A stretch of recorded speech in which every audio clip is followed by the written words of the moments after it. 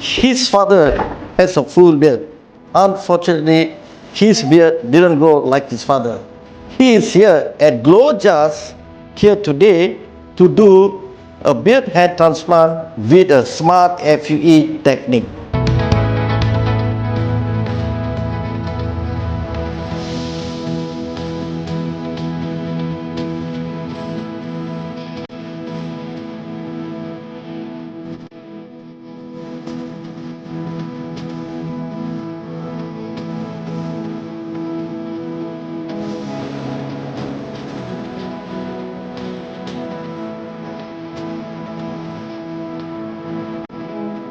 Today is day one after the beard hair transplant which we did yesterday for the design that the patient wanted since when he is young. Looking at his father, he has beard. Now he wants to have a beard too. The graph is already being filled up in all the design area. Today is day one. We can see the graph.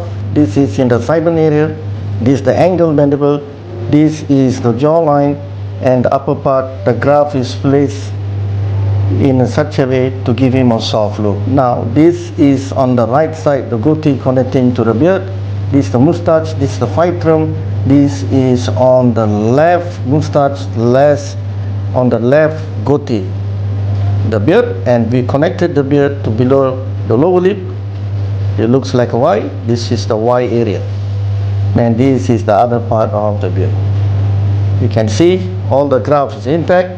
There's no bleeding. There's a bit swelling, will subside by today or tomorrow, and all the graph in place in the right angle, direction, and the density to give him a full beard like his father. Okay, everything went well. Just one word, awesome. Okay, thanks to Professor Dr. Jas and the team. Thank you, Glojas.